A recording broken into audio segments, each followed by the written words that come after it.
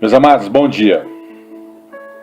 Nós vimos na pregação anterior que Amnon ficou com sua meia-irmã forçosamente e que o irmão legítimo de Tamar, Absalão, ele ficou sabendo da história e assassinou o seu irmão Amnon. E por isso fugiu da presença do rei Davi. E conhecendo Joabe a Davi, Joabe, ele era filho de Zuria. E ele sabia que o coração do rei era inclinado para Absalão. Mas o rei não dava o braço a torcer. O rei, por ter um filho que assassinou o outro, também não queria saber por onde andava. Mas no fundo, um pai, ele está sempre lembrando do seu filho. E quando nós vemos o rei Davi lembrando de Absalão, nós fazemos aqui uma analogia ao próprio Cristo, que vai atrás até mesmo da ovelha perdida, que fica pensando nos seus filhos, aqueles que estão longe da sua casa, longe da casa de oração, longe da igreja, e até mesmo dos laços familiares. E enviou Joabe a Tecoa, que era uma região próxima, e tomou de lá uma mulher como se fosse aquelas que trabalham em teatro, ou aquelas mulheres que sabem interpretar conforme o texto que lhe é dado. E disse a essa mulher: finge que tu estás de luto, veste roupas de uma mulher que anda em luto, e não te unjas com óleo, ou seja, não te passa até mesmo perfume, e ser como uma mulher que há muitos dias está de luto por causa de algum morto. E vai ao rei e fala-lhe conforme a esta palavra. E Joabe lhe pôs as palavras na boca. Joabe lhe deu um texto para que ela interpretasse diante do rei Davi. Joabe era um homem que ele tentava fazer o que é certo. Joabe não era totalmente ruim. Ele queria ver o bem do reinado. Joabe não era um homem espiritual, mas como homem natural, ele, às vezes, ele tinha os seus rompantes de razão. E isso é natural, até mesmo dentro da casa do Senhor, onde tem pessoas que uma hora andam em espírito e outras horas oscilam na carne. Estão como mornos, mas estão tentando sobreviver na presença de um rei, na presença do Rei dos Reis. E esta mulher de Tecoa foi à presença do rei Davi e prostou o rosto em terra e disse para o rei com estas palavras: salva-me, ó rei. E o rei, não entendendo muito bem o que aquela mulher queria dizer, disse-lhe: o que tu tens? E ela lhe disse: na verdade sou uma mulher viúva, porque morreu o meu marido. E ela ali começa a desenrolar uma história. E nesse desenrolar desta história, ela diz que tinha 2 filhos. E esses 2 filhos começaram a brigar entre si no campo. E não houve quem apartasse. Assim um feriu o outro e o matou. Na verdade, o que essa mulher começa a contar aqui é uma parábola para que Davi entenda que os filhos dele, Amnon e Absalão, estavam em guerra. E não teve ninguém para o apartar. E aconteceu o que aconteceu. O caso era o caso do estupro de Tamar. E esta mulher, que era uma mulher tecoíta, de outra região, ela sabia interpretar bem uma história que lhe era dada. E ela fala: e eis que toda a minha linhagem se levantou contra a tua serva. Todo meu parente começou a se levantar contra mim. E disseram para que eu desse aquele que feriu ao seu irmão, para que essa parentela viesse a matar. Como pode uma mãe entregar o seu filho, o seu único filho, já que um morreu, por causa da vida do outro irmão, a quem este matou? Ora, um pai tendo 2 filhos e um venha a matar o outro, se esse pai gosta muito dos 2, e se ele tem um amor genuíno, ele acaba até mesmo um dia abraçando esse filho que matou o outro e tentando entender a situação. E essa mulher, ela aí começou a contar essa história dizendo que o povo, os parentes, queria destruir o único herdeiro que ela tinha, para que este apagasse a brasa de ira ou de fúria que ficou. Mas o marido dela não tinha deixado mais filhos. E como é que ficaria o nome do seu marido se não houvesse descendência? E Israel preza muito por esse negócio de descendência, de genealogia, de história contada de pai para filho. Então ela não teria mais remanescente sobre a terra se esta situação perseverasse. Ora, ela queria comover aqui o coração de Davi. E essa mulher disse mais ao rei. Contou toda essa história. E o rei se levanta e fala: vai para a tua casa, e eu mandarei ordem acerca de ti.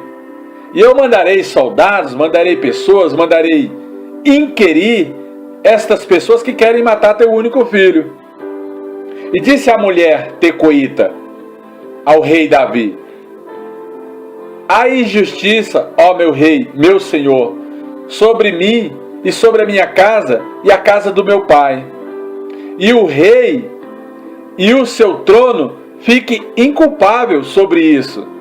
Como se diz, não precisa o rei intervir. A culpa é nossa, está no meio da nossa casa. Ela queria atribuir uma culpa a Davi, para que Davi entendesse a respeito de Absalão. E disse o rei: quem é que fala contra ti? Faze-me saber. E nunca mais eles vão te aborrecer. E disse ela: ora, lembre-se o rei, meu senhor, do seu Deus, para que os vingadores do sangue não prossigam na direção que querem, e não extermine a meu filho.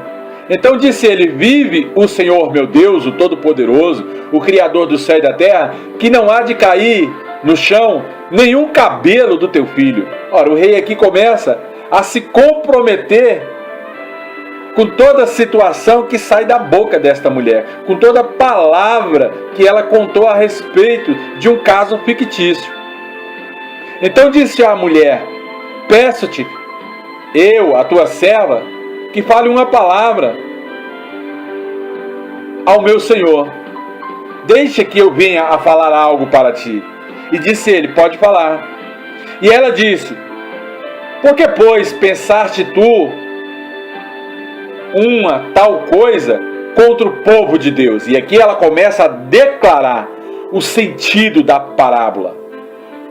Porque falando o rei tal palavra, fica como culpado. Ora, se você está falando que vai me defender, não deixar que toque no meu filho, então você está por culpado, visto que o rei não torna a trazer o seu filho desterrado, a Absalão, aquele que foi banido, porque certamente morreremos. Ora, nós como povo certamente vamos morrer e seremos como água derramada nesta terra que não se ajunta mais. Deus, pois, não lhe tirará a vida, mas cogitas meios. Ou seja, você fala que não tira a vida, mas fica cogitando meios, para que não fique mais banido o teu filho, o seu desterrado, aquele que está banido. E se eu agora vim falar esta palavra ao rei Davi, ao meu Senhor, é porque o povo está me atemorizando para que eu venha aqui e fale. Como se dissesse, o rei não pode ficar sem descendência. Por que teu filho está banido? E tu vem querendo defender a minha casa? Dizia, pois, a tua serva que viria aqui falar com o rei.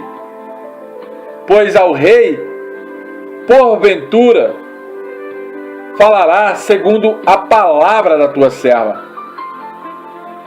Porque eu conto essa história para que o rei analise os seus próprios pensamentos, subjugue-se a si mesmo. A palavra do Senhor já nos fala isso, que o homem subjugue-se a si mesmo. A palavra do Senhor diz que nós somos ministros do Evangelho, dispenseiro da palavra de Deus, e que cada dispenseiro se ache fiel. Nós, porém, não temos que nos dar por culpado de coisa alguma, e nem ser julgado por tribunal humano nenhum, mas aguardar o juízo de Deus para ser julgado pelo próprio Deus, porque um dia todo joelho há de se dobrar, toda língua há de confessar, Jesus Cristo é o Senhor. E nós vamos dar conta dos desígnios dos corações, seja eles em oculto, em mistério, seja ele maldição ou bênção. Nós vamos ter que dar conta ao Deus Todo-Poderoso de tudo aquilo que fazemos nessa terra. Ninguém está por inocente até o dia do juízo, porque o dia do juízo é que vai declarar os desígnios do coração. Então, essa mulher, ela não queria que o rei deixasse desapercebido tudo aquilo que ela vinha falar na presença do rei. É como se nós estivéssemos em oração.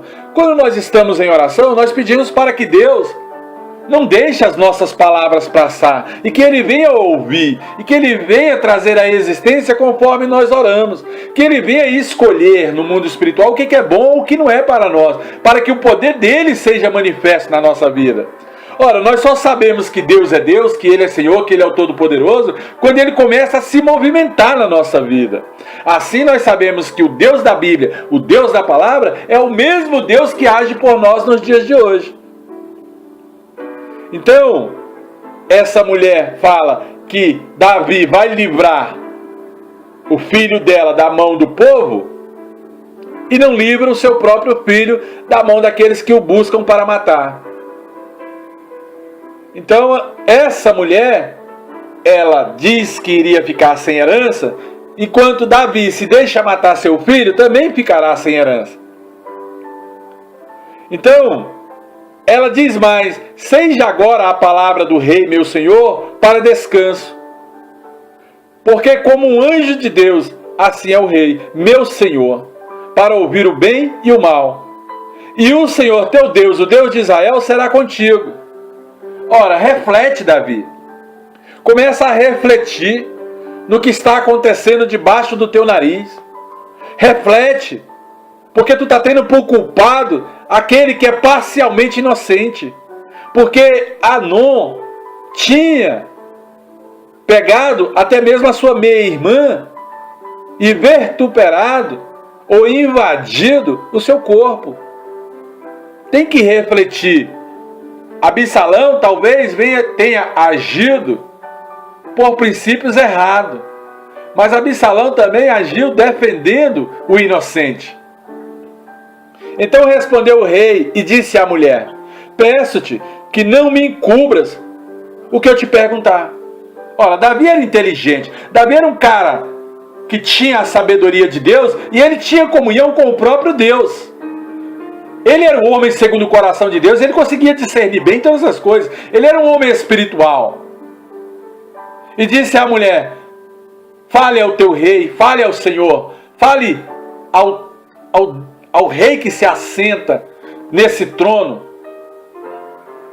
E disse o rei, Não é verdade que a mão de Joabe anda contigo em tudo isso?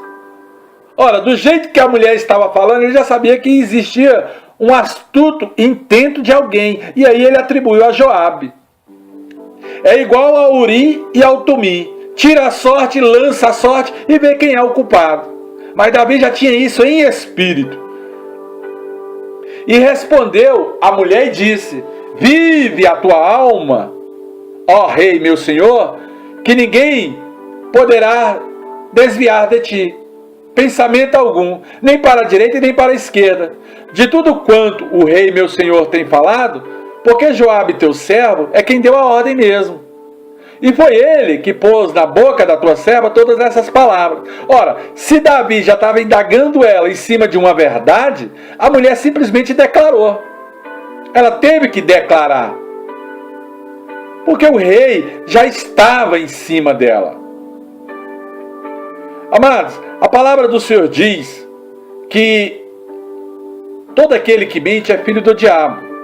Mas a palavra do Senhor também diz, às vezes para nós nos desviar da culpa, Romanos capítulo 3, verso 7 fala assim: se pela minha mentira abundou mais a verdade de Deus para a glória sua, por que sou eu julgado como pecador? Às vezes nós temos que ter inteligência, até mesmo para não declarar certas coisas, porque nós vamos ser mais culpados ainda quando falarmos. Nós temos que entrar na presença de Deus, o Todo-Poderoso, e pedir clemência, misericórdia, para que Ele alcance os nossos pensamentos e nos dê estratégia para nos livrar de todo o inimigo. Nesse caso, Davi era o rei, e Davi já sabia quem tinha dado a ordem a essa mulher para fazer um teatro diante dele. Assim é Deus. Quando nós fazemos teatro, não oramos em sinceridade de espírito, e não estamos diante de Deus, o Todo-Poderoso, com toda a inteireza de coração, porque Ele fala que é um coração sincero e contrito, Deus rejeita. Nós somos rejeitados pelo próprio Deus, porque a palavra do Senhor diz: meu povo ora e ora mal, pede e pede mal, está pedindo e não está sabendo pedir. Essa mulher, em algum ponto do seu falar, ela deixou claro que ela estava sendo induzida por alguém. Mas Davi sabia de onde vinha, e ele apontou para Joabe. Para mudar o aspecto deste caso, foi que o teu servo Joabe fez isso. Ela começa a defender Joabe diante do rei. Porém, Joabe, meu senhor, é um homem sábio, conforme a sabedoria de um anjo de Deus. E o Senhor entende todas essas coisas, porque entende tudo isso sobre a terra. Então o rei mandou chamar Joabe e disse: eis que tu fez isto, então vai, pega lá Absalão e traz de volta ao reino. Davi entendeu todo o mistério e viu que Joabe, neste momento, ele estava com a razão. Então Joabe prostou-se sobre o rosto em terra e inclinou e agradeceu ao rei. É como se tivesse um favor. Ora, o rei ouviu o meu pedido. O rei ouviu a minha indagação. Porque Joabe, ele mesmo declara: hoje conhece o teu servo, que achei graça aos teus olhos. Ó rei, meu senhor, porque o rei faz segundo a palavra do teu servo. Amados, como seria bom que nós orássemos a Deus e Ele respondesse conforme a nossa oração. Os pensamentos do Senhor é além dos nossos pensamentos. Às vezes a gente está pedindo uma coisa e Deus quer nos dar outra. Às vezes nós estamos pedindo uma direção e Deus está nos apontando outra direção. E nós temos que entender todas estas coisas. Nós temos que achar graça aos olhos do rei, para que o rei ouça a nossa oração e responda segundo o nosso clamor, segundo o nosso coração, segundo aquilo que nós temos no mundo espiritual, que é de particular interpretação. E Joabe, nesse exato momento que ele recebe esta ordem do rei de ir buscar Absalão, ele se levanta e vai a Gesur, uma cidade dos filisteus, e trouxe de lá Absalão até Jerusalém. E disse o rei: torne para a sua casa. Manda Absalão ir para a casa dele. E ele não tem que vir aqui ver a minha face. Eu não quero que ele veja a minha face. Amados, que bom que Deus não é assim, porque Deus é o Rei dos Reis. Ainda que tenha por culpado uma pessoa, e essa pessoa chega diante dele em espírito e em verdade, fiel é Deus para ouvi-la e respondê-la. Porque Deus ele mesmo fala, esquecendo das coisas que para trás fica, siga adiante, segue adiante. Não tem que ter culpa naquilo que Deus manda seguir. E Absalão foi para a casa dele e não viu mais a face do rei. E havia em todo Israel, nenhum homem havia em Israel tão belo como Absalão. E Absalão também era aprazível. Uma pessoa aprazível é uma pessoa fácil de conversar, uma pessoa que é amiga. Então, além dele ter boa aparência, ele era aprazível, era de boa aparência e era um homem que gostava de conversar com pessoas. E desde a planta do pé até a sua cabeça não havia dele defeito algum. Era aquele homem italiano, né? Que toda mulher olha no mundo quando é ímpia e fica ali e tentando até mesmo conversar com este homem, este varão. Se alguém vai por aparência, é mais ou menos o sentido que eu quero dar aqui. E quando tosqueava a sua cabeça, ou seja, quando ele rapava ou quando ele cortava, sucedia que no fim de cada ano ele cortava o cabelo. Absalão só cortava o cabelo uma vez por ano. E quando ele cortava, até o peso do seu cabelo era muito. Pesava o cabelo da cabeça de Absalão 200 ciclos, segundo o peso real. E também Absalão, nesse período, ele teve 3 filhos e uma filha. E ele dá o nome da filha de Tamar, para homenagear a sua irmã. E esta mulher também era formosa à vista. Assim Absalão passou 2 anos inteiros em Jerusalém e não viu a face do rei. Você imagina você ficar 2 anos sem ver a face do rei, sem ver um retorno do Espírito Santo, sem ter uma visão profética, sem ter um sonho, sem ter uma revelação da palavra. 2 anos como se fosse morto no mundo espiritual, mesmo querendo entrar na presença do teu Pai, querendo entrar na presença de Deus, o Todo-Poderoso, ele não resolve falar contigo. Você imagina aquele povo passar 400 anos no Egito sem ouvir a voz de Deus, para que depois Deus viesse a mandar a Moisés? Amados, a palavra do Senhor diz que a paciência de Deus é a causa de não sermos consumidos. Como Deus é paciente, meu Deus! O rebanarabare corremanto recalalás. E aí, Absalão, ele manda chamar Joabe. Ora, se Joabe aqui traçou o plano para trazer ele de volta, ele falou assim, então eu vou chamar Joabe, para que ele me leve à presença do rei. Porém Joabe, eu creio que até mesmo temendo ao rei Davi, não veio falar com Absalão. E aí Absalão manda chamar a segunda vez. Contudo, não quis vir Joabe. Amados, é a mesma coisa de você querer chamar a atenção de Deus. Chama uma, chama 2, chama 3, chama 4, chama 5. E Deus não manda nem o seu mensageiro, não manda nem um anjo.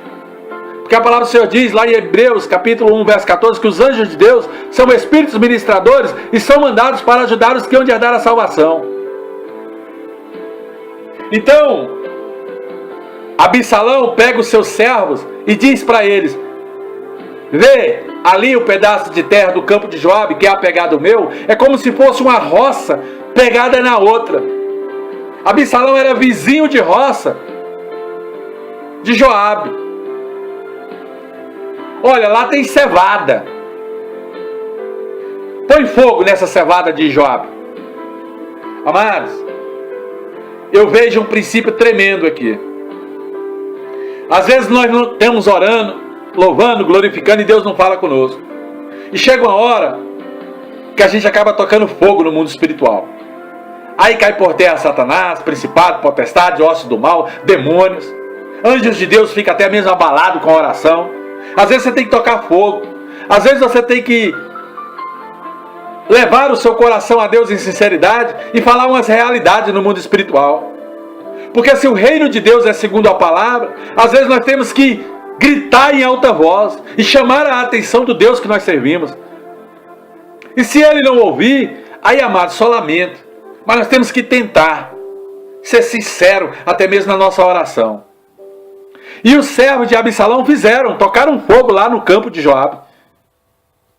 Então Joabe se levantou, porque ele estava lá na sua cama, e quando ele vê o fogo pegando na roça, ele viu que vinha da parte de Absalão e da cerca vizinha. Aí ele veio falar com Absalão. Então o que eu vejo? Eu vejo que às vezes você tocando um fogo no mundo espiritual, fazendo uma guerra forte, alguém vai vir falar com você do reino. Porque senão há desespero na terra, mano. Vai vir um anjo, vai vir um arcanjo, vai vir um serafim, vai vir um querubim, vai vir Jesus, vai vir o Espírito Santo. A palavra vai ser revelada, eu não sei, amado. O que vai acontecer? Um profeta vai se levantar em espírito e em verdade. Mas alguma coisa tem que acontecer, porque senão há desespero na terra. E Joabe vem falar com Absalão e pergunta: por que você está pondo fogo no meu campo, no meu pedaço de terra, na minha cevada?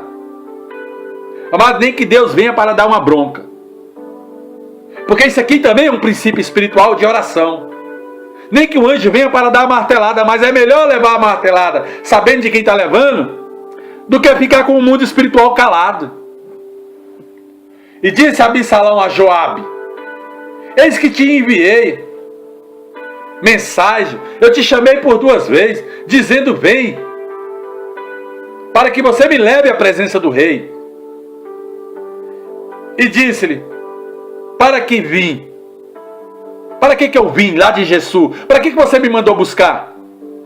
Para que você me mandou vir para cá? Para eu ficar trancado dentro da minha casa?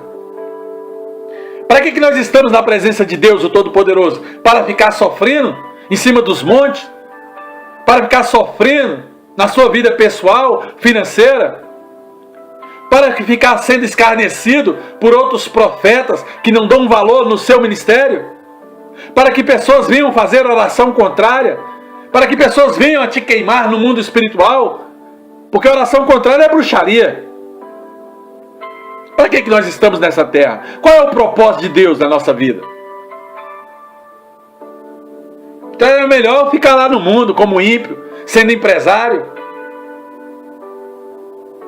Por que Deus chama a gente para o Evangelho? Para deixar que o povo dele sofra sobre esta terra? Porque fiel é Deus para consertar o seu vaso. Se alguém está com coração de pedra, Deus transforma em coração de carne. Se alguém não tem falta de entendimento, Deus dá entendimento. Se alguém não tem discernimento, discernimento é dom de Deus.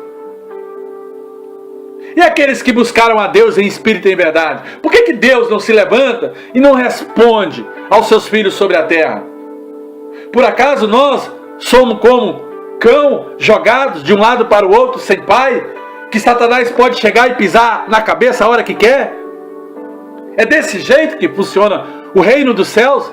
A palavra de Deus é isso que nós vivemos? É como Absalão está falando para Joabe. Por que você me mandou chamar então? Agora, pois, eu quero ver a face de Deus face a face. Amado, nessa noite, que o anjo de Deus ouça o que eu estou falando aqui, porque eu estou falando aqui em direção a Deus, em direção ao reino. Que o anjo de Deus venha aqui, me pegue e me leve à presença de Deus. Me arrebate, como já me arrebatou várias vezes. Mas eu preciso ver meu Pai. Eu preciso ver o Todo-Poderoso. Eu preciso ter uma conversa com Jesus. Eu preciso ter um tete-a-tete com o Espírito Santo.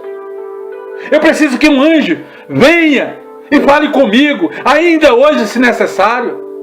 Porque eu faço como o salmista Davi, porque te angustia a minha alma dentro de mim. E se há em mim alguma culpa, Então que me mate, porque Absalão disse isso. Eu estou culpado nesta terra para que não fale comigo o rei? Então me mata. Que eu estou usando também aqui de sinceridade. Eu já trago aqui, esta palavra é para mim hoje. Ela prega para mim. Então Joabe foi lá o rei. E que esse anjo que aqui está do meu lado, aqui agora, que ele vá diante de Deus, que ele vai lá no rei, no Todo-Poderoso, dos reis dos reis, e pergunta se eu posso entrar na presença dele, já que o véu foi rasgado. Que ele ouça a minha súplica, que ele estenda o seu cetro, que ele use de clemência, mas que ele responda nesta terra, segundo o meu clamor nesta noite. E Joabe foi diante do rei. Se um homem vai diante do rei, por que não esse anjo que está do meu lado não vai diante do Todo-Poderoso? E explica o que está se passando em terra. E que minha oração chegue como incenso suave diante de Deus. Porque não é fácil ser profeta, não é fácil ser pastor, não é fácil ser líder de igreja.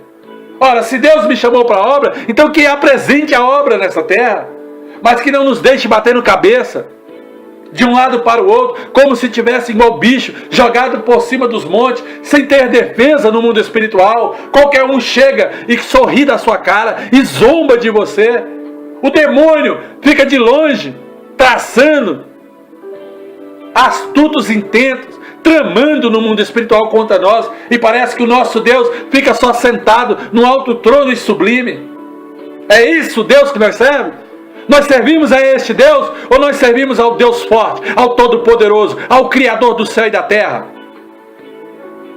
Então chamou o rei a Absalão, e que nesta noite o rei me chame diante da sua presença, porque eu sei, amados, o que é estar lá. Eu estou falando aqui é de um retorno. Eu não estou falando aqui de ir na presença do rei. Eu estou falando que eu quero retornar à presença do Todo-Poderoso e conversar com ele algumas coisas a respeito da minha vida, da vida dos membros da igreja, da vida de quem ouve. Porque eu tenho espírito para conversar.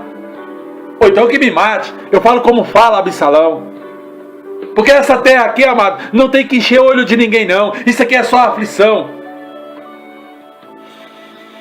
E inclinou-se com o rosto em terra diante do rei. E o rei o beijou a Absalão. Nesta noite, eu me inclino diante de Deus, o Todo-Poderoso, para que eu beije os seus pés. Nem que eu beije os seus pés hoje, ó Deus, ó Senhor da glória, mas que o Senhor, meu Pai, faça esse povo entender que o Senhor não é um Deus que vive na inércia, que o Senhor é fiel para cumprir tudo aquilo que fala, toda promessa. Meu Deus, nessa noite eu toco fogo aqui nessa eira, eu toco fogo nesta roça, eu toco fogo nesta terra, nos demônios, nos macumbeiros, no agoureiro, no feiticeiro. Ninguém pode empatar eu chegar na tua presença. Eu toco fogo, até mesmo, Pai amado, na orla dos anjos. Mas eu quero, Pai amado, chamar a tua atenção para o problema que este povo vive na terra, para o problema que nós vivemos na terra, para o problema que a nossa família vive na terra. Tu és o Deus de Israel, nos plantaste nessa videira. Então, meu Senhor, socorre-nos, cura o enfermo, nos abençoa com toda sorte de bênção espiritual, nos movimenta, não nos deixe parado, abre as portas onde não tem porta, como diz a tua palavra em Apocalipse 3:7, que o Senhor é que abre porta, e que o Senhor é que fecha a porta. Meu Deus, nesta noite, eu te peço e chamo aqui a tua atenção, diante de testemunhas.